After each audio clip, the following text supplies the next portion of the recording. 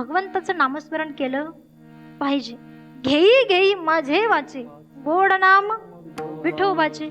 ज्या तोंडाने आपण दारोबा तुकोबारांचं भजन करतो त्याच तोंडाने काही लोक दारू पितात, तंबाखू खातात. काय झालं, एका गावामध्ये एक भागवतकार महाराज होते. ते तंबाखू खायचे आणि कथा करत असताना त्यांच्या तोंडातला थुंका हा पुढं बसलेल्या लोकांच्या अंगावर उडायचा. एक माणूस महाराजांजवळ गेला, म्हणे महाराज तुमची वाणी खूप गोड आहे, पण कथा करत असताना तुमच्या तोंडातला थुंका हा पुढं बसलेल्या लोकांच्या अंगावर उडतो. एक वेळेला त्याचं आम्हाला वाईटही वाटत नाही, पण तो ग्रंथावर उडतो, ग्रंथाचा अपमान होतो.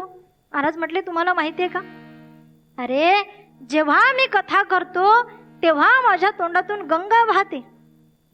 एक हुशार मुलगा त्यात बसलेला होता.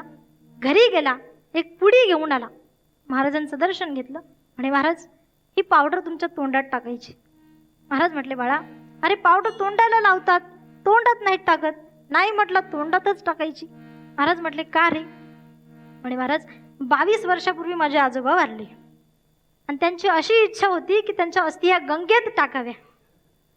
मग म्हणे महाराज काहीच नाही, म्हणे घरी गेलो, सगळ्या अस्थी मिक्सरमध्ये बारीक केल्या आणि म्हटलं चला योगायोगाने गंगा आलीच आहे आपल्या गावात, अस्थिची राख टाकून द्यावी.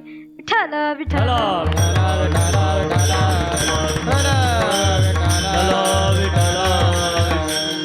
आपल्याला जर आपल्या नरदेहाची सार्थकता करायची असेल तर आपल्याला भगवंताच्या नामचिंतनाची गरज आहे, पण आपण देवाचं नाव घेत नाही. आपल्याला ज्या वेळेला दुःख येतं त्यावेळेलाच देवाची आठवण येते. अंगाला आला ताप, म्हणे देवा तू माझा बाप.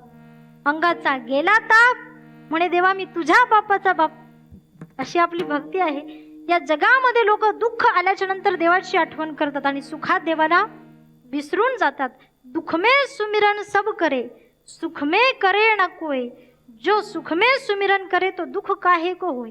म्हणून माणसाने दुःख असो सुख असो देवाचं भजन केलं पाहिजे. तुम्ही म्हणाल ताई कुणी केलं भजन, तर ऐका, एक मेवाड प्रांतातील भक्त होती.